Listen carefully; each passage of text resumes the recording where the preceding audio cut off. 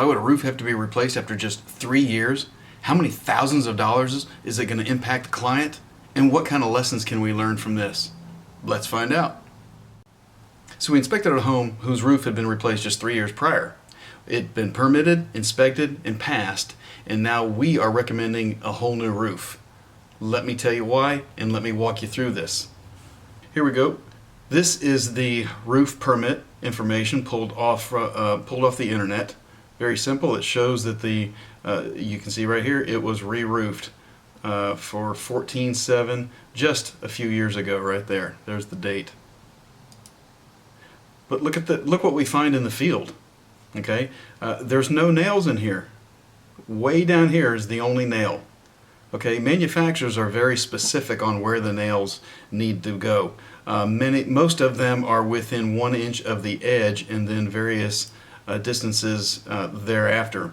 Here's a quick cutout from, I believe, a GAF shingle where it shows you the first ones with 1 inch and then within 9,999 evenly spaced. Here's another one from Certainteed. Same things. It shows you the nail pattern. They're very, very specific, but in no case are they going to be 20 inches apart or anything like that. Plus the number of nails is very specific as well for our wind zone. The other thing that we found is they did not stagger the starter course and the first course. This is the starter course. This is the first course. Where does the rain go? Water runs down here right between both of these. You can see that the underlayment is installed underneath the drip edge, which is not illegal, but if you do that, there must be a 4-inch swath of bull or roofing tar there to prevent water from getting underneath the drip edge and rotting out the subfascia and the sheathing. In this case, the water runs right through. Manufacturers are also very specific about staggering those shingles. Here's another one from GAF where they talk about cutting the end off so you obtain a natural stagger. Another one from Certainty, the same thing.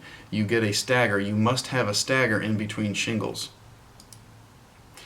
They've got another rolled roof area where they just ran the material straight up the side here. So now you have these this vertical installation of a material. They're not bowled together. There's very little overlap. The entire thing is incorrect, and it's going to leak. Water is going to run right into this material here.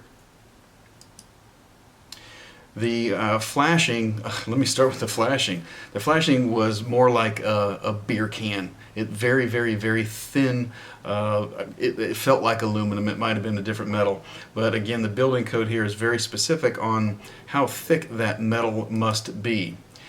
Flashings have a very specific purpose. They must be installed in a manner that prevents moisture from entering the wall and the roof. Let's take a look at what we found on site. This beer can thin metal here, huge gaps. It's not secured very well.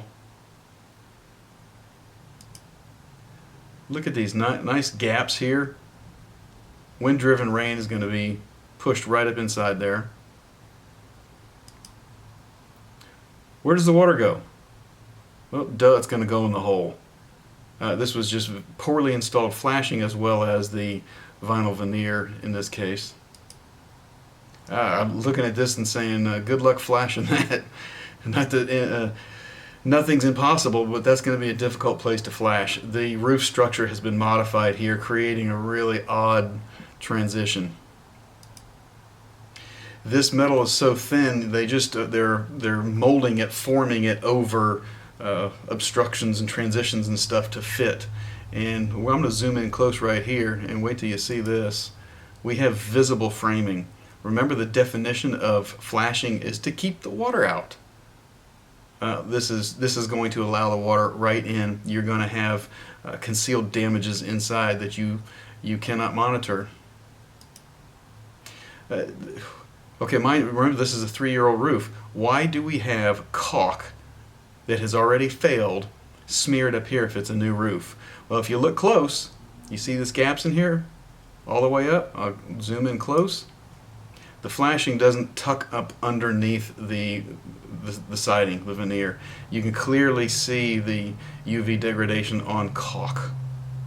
Caulk is not intended for roofs, and this flashing is improper. There were places where there was no flashing.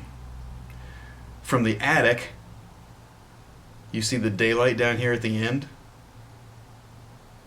where this gable transitions to this little hip area. You had no flashing. Where does the water go? Well, duh, it goes in the hole, right?